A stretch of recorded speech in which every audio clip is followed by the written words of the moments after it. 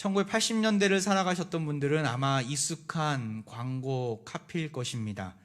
결론은 버킹검이라는 단어를 아십니까? 여기 화면에도 제가 준비했는데 세상을 보고 색상을 보고 선택해도 역시 버킹검입니다 라고 신문 광고 그리고 TV 광고에 줄기차게 나왔던 광고 카피입니다. 음악이 흘러나오면서 나중에는 결론은 버킹검 하지 않습니까? 레디비 음악이 흘러나오면서 넓은 가슴 남자의 기본입니다. 가슴이 넓은 남자들의 결론은 버킹검 하면서 이 광고가 끝나고 있습니다. 양복 광고죠. 1990년대 중반에 이 브랜드가 없어졌다고 합니다. 그 당시에 고민하지 말고 버킹검을 입으라는 뜻으로 이 간결하고 명확하게 광고 카피 문구가 잘 나와 있으니까 참 사람들마다 이슈가 되었습니다. 결국 이제 답은 하나다. 답은 이거다라는 뜻으로 해석이 되는 것이죠. 그래서 어떤 회의를 하다가도 결론이 어떻게 될까 할 때 결론은 버킹검이야 막 우스갯소리로 했던 적이 많았던 것 같습니다. 오늘 본문에 보면 누가복음 23장에 여러 부류의 사람들이 나옵니다. 각자 의견이 참 다르고 이해관계가 다르고 또 정치 색깔도 다르고 정치적인 논리도 정말 달랐던 사람들입니다. 하지만 참 아이러니하게도 이들이 서로를 처음에는 원수처럼 여겼던 자들인데 성경에 표현되어 있듯이 나중에는 친구처럼 되었을 정도로 결론은 오직 하나였습니다. 평소에는 서로 죽일 듯이 싸웠던 자들인데 이때만큼은 친구처럼 하나가 되어 하나의 결론을 내립니다. 그 결론이 무엇입니까? 예수님을 십자가에 못 박으라는 것이었죠. 어떻게 그런 결론을 내린 것일까? 여러 이해관계들이 참 많이 있고 정치적인 논리가 이 안에 많이 들어가 있습니다. 십자가를 지시기 직전에 예수님을 만난 세 부류의 사람들이 나옵니다. 저는 여러분과 함께 이 세 부류의 사람들을 한 부류 한 부류 살펴보면서 나에게는 그들의 모습이 없는가? 왜 그들이 그토록 예수님을 향해 십자가 처형을 외쳤는가를 살펴보면서 나에게 있어서 예수님은 누구인가? 예수님의 십자가는 어떠한 것인가? 함께 살펴보고자 합니다. 23장에 처음 누가 나옵니까? 무리들이 나옵니다. 이들은 대제사장들과 서기관들을 앞세운 무리들이었죠. 이들은 현실적인 욕심을 가지고 예수님을 만나고자 했던 부류의 사람들이었어요. 그들을 상징하는 대제사장과 서기관들이 나옵니다. 그들은 무엇을 주장합니까? 누가복음 23장 1, 2절을 보십시오. 무리가 다 일어나 예수를 빌라도에게 끌고 가서 2절에 고발하여 이르되 우리가 이 사람을 보매 우리 백성을 미혹하고 가이사에게 세금 바치는 것을 금하며 자칭 왕 그리스도라 하더이다 하니 빌라도에게 예수를 끌고 갑니다. 이들은 예수님을 체포했던 자였어요. 그래서 빌라도에게 예수님을 끌고 가서 로마인의 입장에서 예수님께 죄를 묻고 있습니다. 사실 이들은 로마인들을 싫어했던 자들이었어요. 근데 예수님을 죽이고자 하니까 로마인의 입장에 서서 그 제목을 묻고 있어요. 어떤 제목이었어요? 자칭 왕이라 신성 모독이고 로마 황제를 거역하는 일이다라고 설명하는 거예요. 그리고 가이사에게 세금 바치는 것을 금했다. 예수님 그렇게 금한 적이 없었어요. 가이사에게는 가이사에게라고 말씀을 하시는데 그들은 이것을 왜곡해서 예수님이 세금 내는 것을 금했다라고 제목을 뒤집어 씌운 것이죠. 치밀한 계획과 논리적인 그런 계획으로, 논리적인 마음으로 로마인들이 싫어하는 제목을 씌운 것입니다. 이들은 앞에서 그 빌라도 앞에서도 그렇고 헤로드 왕 앞에서도 그렇고 계속해서 예수님을 힘써 고발했다라고 10절에 나와 있습니다. 한 번이 아니에요. 반복해서 헤로드 왕 앞에서도 그들은 무리의 주동자가 되어서 예수님을 고발하고 정죄합니다. 자신들의 뜻을 관철시키기 위해서 예수님의 말씀을 왜곡해서 설명하면서 예수 그리스도 십자가에 못 박아야 된다라고 외치고 있습니다. 그것이 잘 먹히지 않자 또 이러한 타협안도 내놓습니다. 18절을 보세요. 무리가 일제히 소리질러 이르되 이 사람을 없이하고 바라바를 우리에게 놓아주소서 하니 당시는 6월절인 상황이었어요. 6월절에는 로마 군대가 그 당시에 어떤 죄인이더라도 한 명의 죄인을 놓아주는 관례가 있었습니다. 우리가 생각하면 광복절 특사처럼 6월절 특사가 있었어요. 그런데 이들이 누구를 요구합니까? 저 예수가 아니라 바라바를 우리에게 놓아달라고 그렇게 타협안을 제시하고 있습니다. 바라바는 누구입니까? 밀란을 일으켰던 죄인이었고 극악무도한 폭도였어요. 살인죄로 옥에 갇혀 있었던 자였습니다. 흉악무도한 바라바를 석방하고 그 대신에 예수님을 십자가에 처형해 달라고 자신들의 논리로 외치고 또 외치고 있습니다. 결국에는 그들의 소리가 어떻게 됩니까? 그냥 묻히게 됩니까? 없어집니까? 아니에요. 오늘 본문에 나왔던 23절에 나오죠. 그들이 큰 소리로 재촉하여 십자가에 못 박기를 구하니 그들의 소리가 이긴지라. 그들의 큰 소리가 먹히게 됐다라는 거예요. 결국 예수님을 십자가에 내몬 장본인들이 되게 됩니다. 대제사장들과 서기관들을 포함한 유대인의 무리는 어떠한 자들이었습니까? 오늘이 종려주일인데 예수님이 예루살렘에 입성했을 때 그들은 종려나무 가지를 흔들면서 호산나 호산나를 외치면서 자신들의 겉옷을 벗어서 예수님의 그 지나가는 길에 깔아놓았던 예수님을 아주 환호했던 자들이었어요. 근데 어떻게 이렇게 며칠 뒤에 바뀌어져 버렸을까요? 그들은 예수님을 정치적인 혁명가로 오해했어요. 예수님이 드디어 예루살렘에 입성해서 우리를 로마의 압제로부터 구출해 주시는 놀라운 일을 행하실 것이다 라고 여겼던 것이죠. 자신들의 욕망과 욕심을 이룰 분으로 예수님을 생각했던 것이죠. 근데 정작 예수님이 와서 어떤 일을 행하십니까? 성전에 들어가셔서 그들의 잘못된 관행들, 거룩한 성전에서 장사하는 모습들을 다 뒤집어 엎어놓으십니다. 성전을 청결하게 하시죠. 그리고 정치 지도자들을 향해서, 종교 지도자를 향해서 그들의 위선을 지적하시고 그들의 죄악을 낱낱이 폭로하십니다.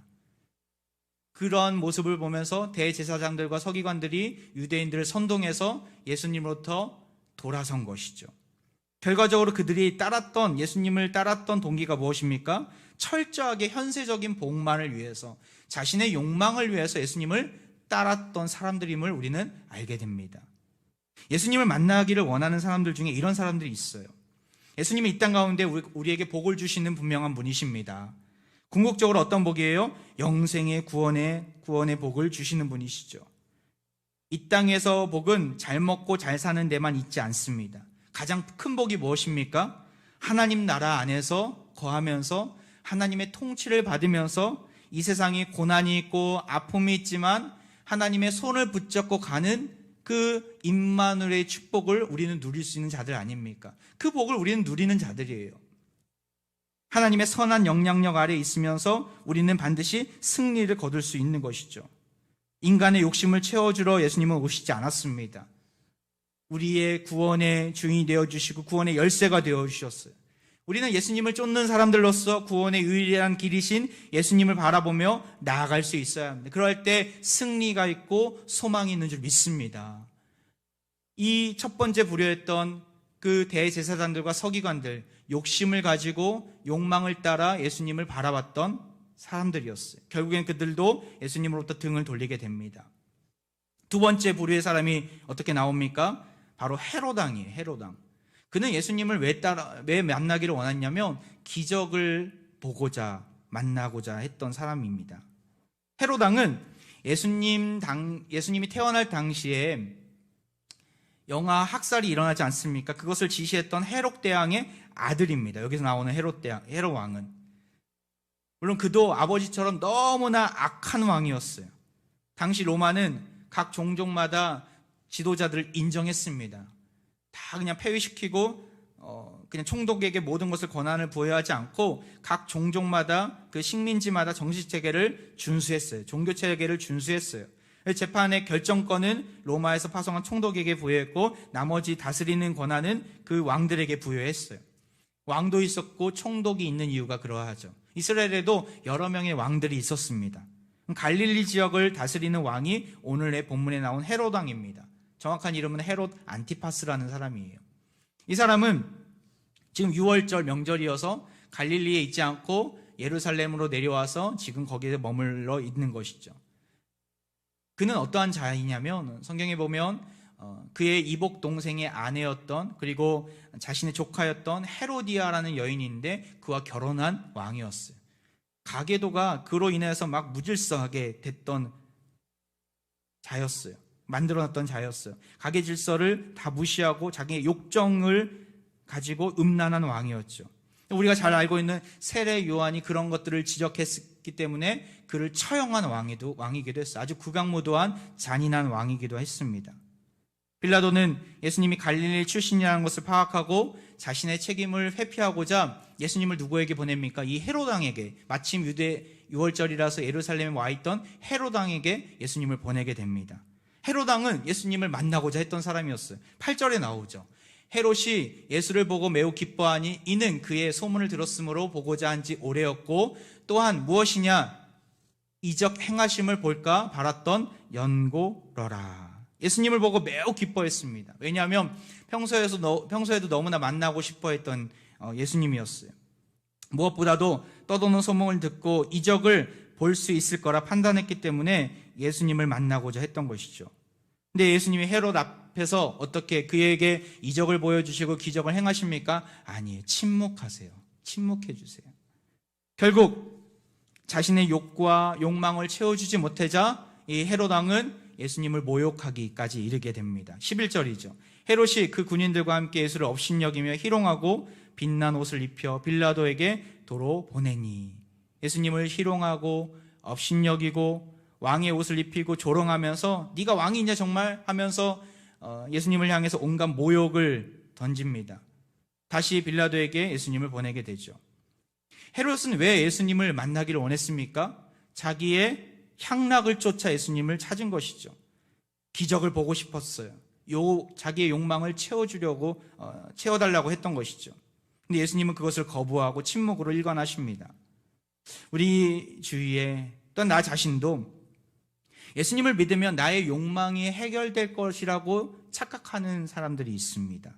신비주의에 열광하는 종교인들이 여기에 해당될 것입니다. 어떠한 기이한 현상들, 어떤 기적들만을 쫓아다니는 자들이죠. 물론 기독교는 기적의 종교입니다. 하나님께서 성경을 통해서 우리에게 많은 기적들을 보여주셨고 지금도 행하고 계십니다. 눈에 보이는 기적만을 의미하지 않아요. 하지만 무엇을 의미합니까? 가장 큰 기적이 여러분 무엇인지 아십니까? 복음을 들을 수 없는 귀, 복음을 받아들일 수 없는 죄악된 우리가 예수님의 말씀을 듣고 예수님이 베풀어 주신 구원의 은혜의 자리로 나아갈 수 있다는 자체가 가장 큰 기적임을 여러분 기억하시기 바랍니다. 결코 복음을 받아들일 수는 없는 우리가 하나님의 전적인 은혜로 복음을 깨닫고 예수님을 믿음으로 영접했다는 자체가 큰 기적입니다. 세상 사람들은 그러한 놀라운 영적인 그리고 신령한 비밀에는 관심이 없어요. 눈에 보이는 기적에만 목을 맵니다. 제가 이적을 부인하는 게 아니라 신앙생활을 하면서 이적이 있을 수 있고 없을 수 있습니다. 그것이 중요한 게 아니라 하나님이 판단하셔서 가장 하나님의 때에 반드시 또 펼쳐주시기도 합니다. 근데 우리가 해야 될 일은 그런 기적만을 바라보고 표정만을 바라보는 인생이 아니라 나를 구원하신 주님을 바라보며 묵묵히 주님만을 의지하며 살아가는 그 신앙의 길을 걷는 모습인 것이죠. 이단들은 이러한 사람들의 심리를 잘 활용합니다. 마술과 같은 어떤 기적과 같은 그런 것들을 통해서 사람들의 마음을 사로잡으려고 합니다. 사단의 정책이에요. 사단의 방법이에요. 하나님 우리에게 확실한 메시지를 주시지 않았습니까? 기적과도 같은, 기적보다 더 위대한 메시지를 주셨어요. 그것이 무엇입니까? 바로 성경인 줄 믿습니다. 말씀이에요, 말씀. 하나님 말씀으로 우리는 더욱더 분명하고 확실한 하나님의 음성을 날마다 들을 수 있는 거예요. 이것이 가장 큰 기적이고 이것이 우리에게 베풀어 주신 가장 큰 놀라운 은혜인 것이죠. 이스라엘 백성들이 출애굽할 때 10가지 재앙을 경험했어요. 그리고 출애굽하고 나서 홍해가 갈라지고 불기둥과 구름기둥을 맛보았고 무엇보다도 만나와 메추라기를 통해서 그들에게 먹을 것을 하나님께서 공급해 주셨어요. 하지만 그들은 그런 놀라운 기적을 보았더라도 물이 없을 때 또한 척박한 광야길을 걸을 때마다 질병이 찾아올 때마다 불평과 불만을 쏟아놓았어요. 우리 인간이 그러해요. 그래서 하나님께서는 그들에게 어떠한 메시지를 주십니까? 시내산에서 율법의 말씀을 주시지 않습니까? 성경이에요, 성경. 성경을 주세요. 그들에게 말씀을 주시면서 그 말씀대로 살아갈 것을 당부하신 것이죠. 무슨 의미입니까, 이것이? 기적보다 더 중요한 것은 말씀이라는 것입니다. 우리는 말씀의 반석 위에서 예수님을 의지하며 살아가야 합니다. 헤롯처럼 기적을 바라보고 기적만을 꿈꾸며 살아가는 인생이 아니라, 그래서 예수님을 만나자고 하는 인생이 아니라, 예수님 우리에게 구원해 주심에 감사하면서 예수님과 동행하면서 특별 계신 이 말씀의 자리로 우리는 나아가야 합니다. 그러할 때 우리는 날마다 기적을 경험하게 될 것입니다. 말씀이 실제가 돼서 우리 삶 가운데 하나님께서 끊임없이 말씀해 주심으로 그 말씀이 실현이 되는 것을 경험하게 될 것입니다. 이것이 성숙한 믿음을 가진 자들의 모습이고, 그러한 자들이 믿음의 길을 갈 때 하나님께서 보여주시는 놀라운 은혜인 줄 믿습니다. 그러한 은혜가 사랑하는 우리 화평 가족들에게 있기를 소망해 봅니다. 나아가서 이 대제사장들과 서기관들, 헤롯의 모습을 보았어요. 마지막으로 세 번째 만난 사람은 누구입니까? 빌라도 총독이에요. 빌라도 총독. 빌라도가 누구입니까? 빌라도는 개인의 영달을 위해서, 개인의 자리를 지키기 위해서, 인기를 관리하기 위해서 예수님을 이용한 기회주의자였어요. 빌라도가 누구입니까? 로마 황제로부터 유대 지역에 파송받은 총독이었어요. 사실 그는 부임 직후부터 수없이 많이 유대인들과 부딪혔던 사람이었어요. 역사서에 보면 그가 부임한 지 얼마 안 되어서 로마로부터 그 독수리 그림이 그려져 있는 군기, 그러니까 군대의 깃발과 그리고 황제의 상을 예루살렘에 가지고 오려고 했어요. 그러니까 유대인들이 난리가 난 거예요. 이거는 10계명, 2계명 우상숭배를 어기는 일이다. 어떻게 이 성스러운 도시에 그렇게 불결한 그 우상숭배가 가득한 것들을 가지고 오는가? 절대로 들여놓을 수 없다라고 그들은 저항했습니다. 빌라도는 그러한 유대인들의 강한 저항을 보면서 그들의 요구를 들어줄 수밖에 없었어요. 또 한 번의 충돌이 있습니다. 솔로몬의 못이라는 곳에서 예루살렘으로 수도를 끌어오기 위해서 대대적인 공사를 그가 펼치게 됩니다. 근데 공사를 펼치려면 공사 대금이 필요하잖아요. 돈이 필요하잖아요. 그 돈을 어디서 충당하려고 했냐면 그 성전고, 그러니까 헌금괴 같은 성전고에 모아두었던 돈으로, 헌금이죠. 그것으로 처리하려고 했던 것이에요. 이거 종교 지도자들이 또 난리가 난 거예요.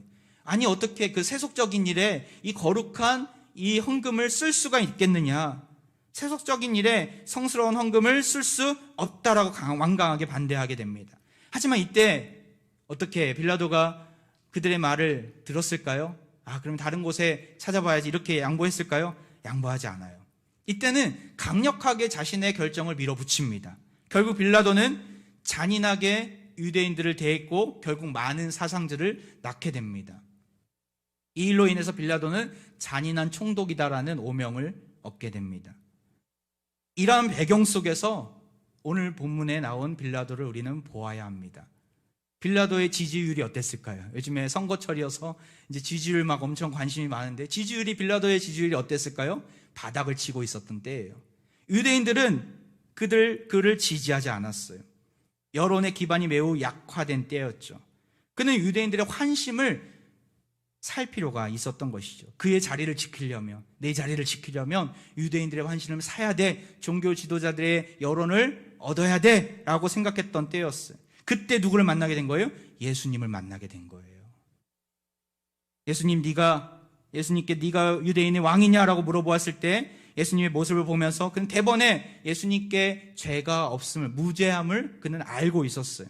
하지만 풀어주고자 할 때 무리들의 반대가 심하니까 기회주의적인 모습을 보여주게 됩니다. 책임을 회피하려고 그 공을 누구에게 떠넘겨요? 헤롯에게 떠넘겨요. 마침 헤롯이 예루살렘에 와 있다는 소식을 듣고 헤롯에게, 또 갈릴리 출신이니까 갈릴리 출신의 왕이 다스려라 라는 의미 속에서 헤롯에게 예수님을 보내게 돼요. 근데 소득이 전혀 없었어요. 그대로 돌아오게 됩니다. 그래서 빌라도는 무리들을 모으고 이렇게 말합니다. 15절 16절이죠. 헤롯이 또한 그렇게 하여 그를 우리에게 도로 보내었도다. 보라, 그가 행한 일에는 죽일 일이 없느니라. 16절에 그러므로 때려서 놓겠노라. 여러분 좀 이상하지 않습니까? 죽일 일이 없다, 무죄하다라는 거예요.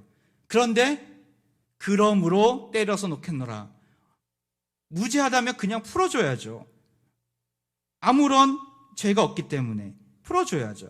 빌라도는 스스로 잘못된 판결을 하고 있음을 시인하고 있어요.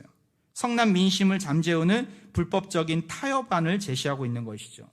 하지만 이 타협안을 받아들이지 않습니다. 이미 화가 난 민심은 오히려 더 끌어오르게 됩니다. 소리는 점점 더 커져오고 빌라도는 아내의 전갈을 받게 됩니다. 누가복음에 나와 있지 않는 전갈인데 마태복음 27장 19절에 이런 말씀이 있어요.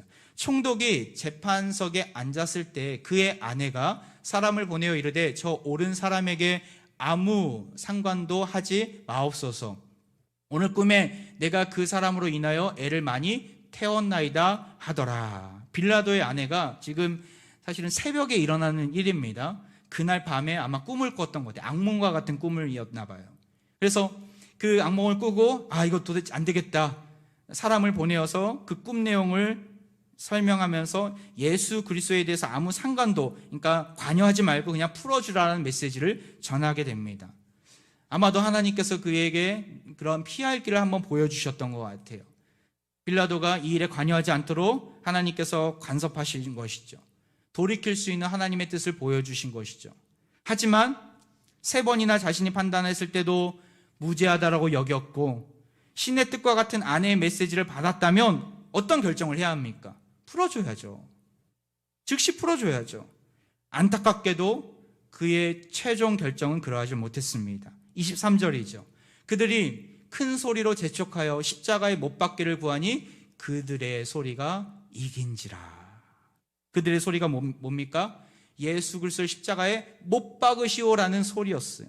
그 큰 외침을 그는 듣고 그대로 행하게 됩니다. 그들의 뜻대로 내버려 두게 됩니다. 빌라도는 정의와 공의를 실현해야 하는 지도자의 위치에 있던 사람이었어요. 그럼에도 그는 여론에 의해서 움직이는 정치인에 불과하게 됩니다. 정의와 공의보다는 더 중요한 것은 자신의 자리였고 대중의 소리였기 때문에 더욱 그러하죠. 결국 그들의 소리가 이기고 그들의 뜻대로 예수님을 십자가에 못 박도록 판결하게 됩니다. 앞서 말씀드렸듯이 빌라도는 어떤 사람을 대변하고 있습니까?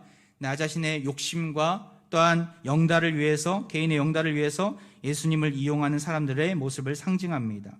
공의와 정의는 온데간데없고 사람들의 소리에 민감하게 여기면서 자기 자신의 자리를 지키는 것을 최우선순위가 되어버린 자를 의미합니다. 빌라도는 결코 객관적인 판단을 할 수가 없었어요. 사람들의 소리를 너무나 예민하게 여겼기 때문에 그러하죠. 여론이 자기 자리를 결정짓는다라고 여겼기 때문입니다. 결국 그들의 소리가 이기도록 내버려 둔 것입니다. 이로 인해서 빌라도는 오명을 얻게 돼요. 어떤 오명이에요? 전 세계 사람들이 사도신경을 고백할 때마다 본디오 빌라도에게 고난을 받으사, 이렇게 고백할 정도로 치욕스러운 이름의 대명사가 되었던 것이죠.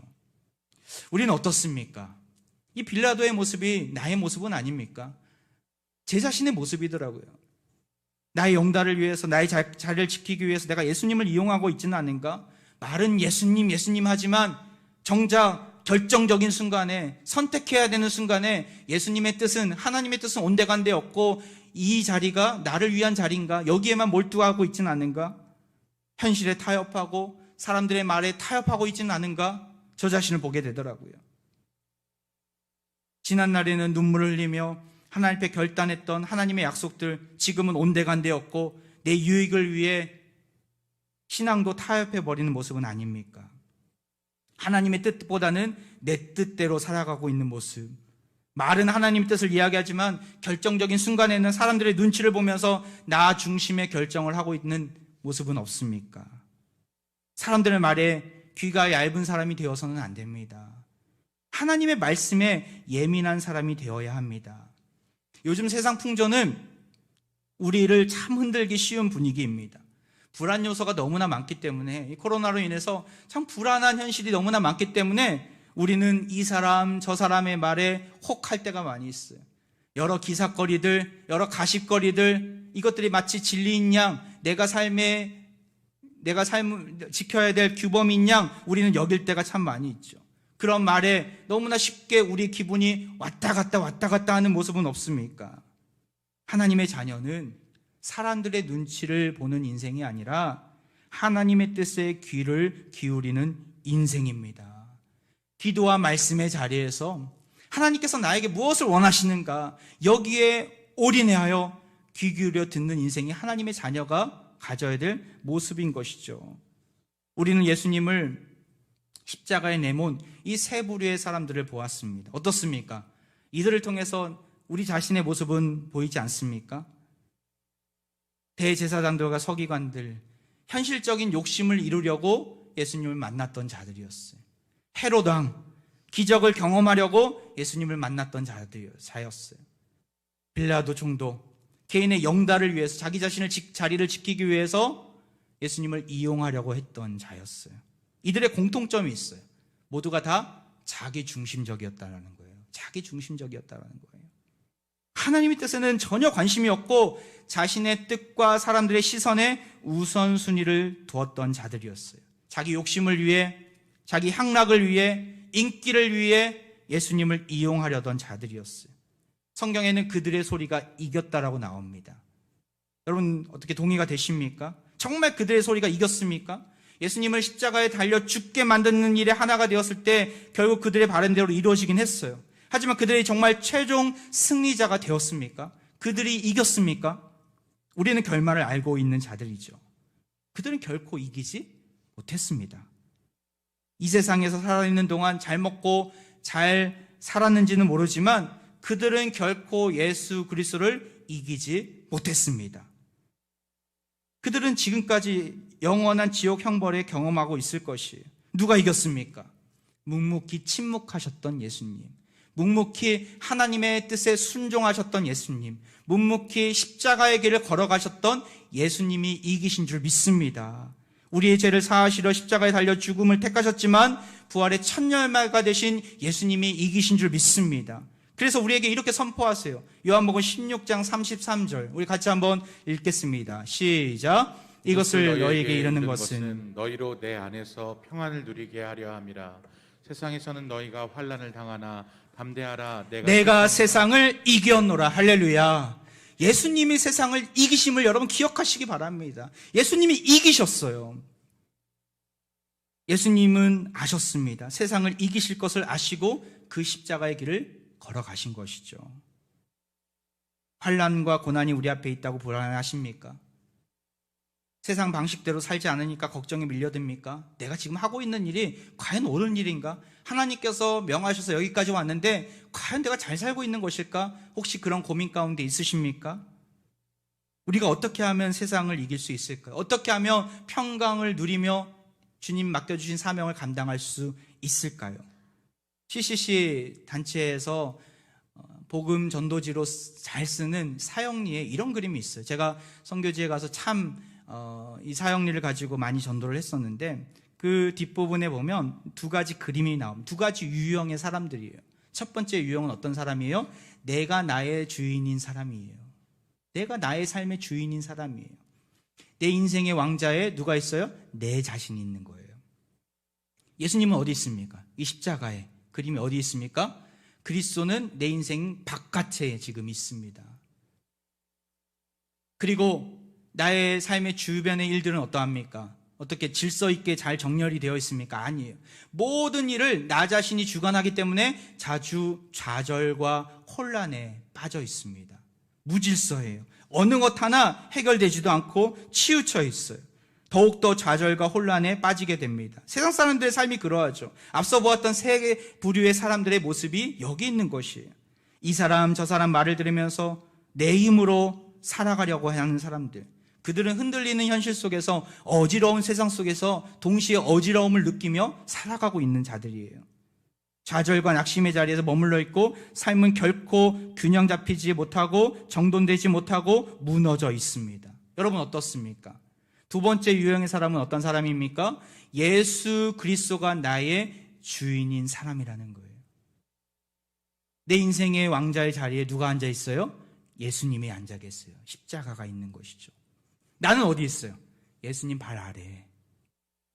내 인생의 왕자에 내려와서 모든 것을 예수님께 내어 맡기고 나는 주님의 종입니다 라고 고백하며 주님 발 아래 머무는 인생이라는 거예요. 이런 인생은 어떠한 삶을 살게 돼요? 모든 것이 다 균형 잡힌 인생을 살게 돼요. 모든 일들이 예수님 안에서 이루어지고 주관되기 때문에 하나님의 계획과 일치된 생활을 하게 된다는 것이죠. 모든 일을 주님께서 주관하시기 때문에 결코 혼란스럽지도 않고 좌절과 염려의 자리에 머물지도 않게 됩니다. 우리 자신은 어디에 있습니까? 첫 번째 그림입니까? 두 번째 그림입니까? 십자가 위에서 세상을 이기신 승리를 선포하신 예수님을 내 인생의 주인으로 모시길 바랍니다. 주님이 나의 주인이십니다. 날마다 고백하며 주님께서 우리에게 지어주신 말씀의 자리로 나아가시길 바랍니다. 기도의 자리에 머물며 주님과 소통하며 주님, 내가 어떻게 살아야 되겠습니까? 이 혼란스럽고 어지러운 세상 속에서 내가 어떻게 살아야 하겠습니까? 날마다 물어보며 주님의 뜻을 발견하시길 바랍니다. 그러한 인생이 가장 복된 인생이고 가장 큰 기적을 맛보는 인생인 줄 믿습니다. 이 세상은 목소리 큰 자라가 이긴다라고 이야기합니다. 아닙니다. 착각하지 마세요. 그것은 세상이 말하는 논리입니다. 목소리 큰 자가 이기는 세상이 아니라 예수님을 주인으로 모신 자가 이기는 줄 믿습니다. 십자가의 능력을 아는 자가 이기는 줄 믿습니다. 진정한 승리자는 예수님이 승리하셨기 때문에 예수님을 쫓아가는 자인 줄 믿습니다. 이번 주는 고난주간입니다. 어떻게 살아가시겠습니까? 평상시대로 아무런 감흥 없이 그냥 무기력한 모습으로 살아가시겠습니까? 아니면 정말 하나님이 이때가 아니고선 내가 설 수가 없겠습니다. 이때가 아니고서는 내가 일어설 수가 없겠습니다. 주님, 나의 해결책이 되어 주옵소서. 주님, 나의 문제의 열쇠를 주님께서 허락해 주옵소서. 간절히 사모하며 나오시겠습니까? 나를 위해 십자가를 지시고 승리를 거두신 주님을 바라보는 한 주간이 되시길 바랍니다. 정말 특세 기간, 정말 우리의 인생이 다시금 도약하고 변화되는 그런 복된 계기가 되었으면 좋겠어요. 갈라디아서 말씀을 통해서 다른 복음은 없습니다. 십자가만을 자랑합니다. 믿음으로 고백하며 은혜의 자리로 사모하는 심령으로 나오시길 바랍니다. 세상 속에서 비틀거릴 수밖에 없는 상황이지만 새벽에 나와 하나님의 은혜와 긍휼을 구할 때 하나님께서 우리에게 찾아와 주실 것입니다. 말씀을 마무리합니다. 세상에서는 십자가는 수치와 죽음의 상징이지만 주님 안에 거하는 자들에게 있어서는 십자가는 승리와 생명의 상징임을 믿습니다. 특세기간 정말 승리의 십자가를 자랑하면서 내 인생의 주인은 오직 예수님 뿐입니다 고백하고 인정하면서 주의 보혈의 능력으로 일어서는 사랑하는 합병의 가족들 되시기를 주의 이름으로 축원드립니다. 이 시간 우리 같이 찬양으로 나아가는데요, 나를 위하여 십자가를 지신 주님을 생각하며 이 시간 찬양하겠습니다. 나의 죄 위하여 보배 피를 흘리신 주님께 이 죄인 나아갑니다. 주여 나를 받아 주옵소서. 우리 믿음으로 고백합니다. 예수 나를 위하여 십자가를 진 세상 죄를 지시고 세상 죄를 지시고 고초 당하신 예수님, 고초 당하셔. 다시 한번 1절입니다. 예수 나를 위하여 예수 나를 위하여 십자가를 지게 세상 죄를 지시고 고초 당하셔. 예수님, 예수님, 예수님, 예수님, 나의 죄 위하여 보배 피를 흘리니 죄인 받으소. 십자가를 지심은 십자가를 지 무슨 죄가 있나, 무슨 죄가 있나 저무지한 사랑 메시아 죽였습니다. 메시아 죽여. 예수님, 예수님, 예수님, 예수님, 나의 죄 위하여 보배 피를 흘리니 죄인 받으소. 피와 비와 같이 붉은 죄 비와 같이 붉은 죄 없는 이가 십자가의 공로로 십자가의 능과 같이 희게 되었습니다. 능과 같이 되네. 예수님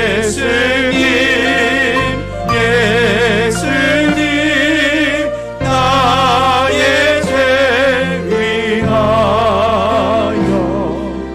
몸에 피를 흘리시 대임 받으소.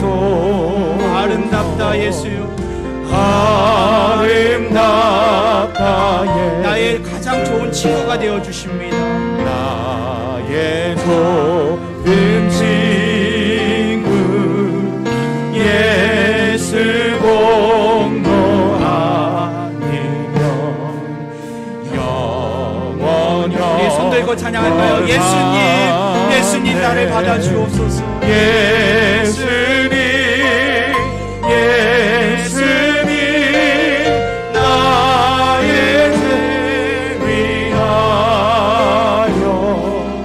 몸에 피를 흘리니 죄인 받으소. 다시 한번 고백합니다. 예수님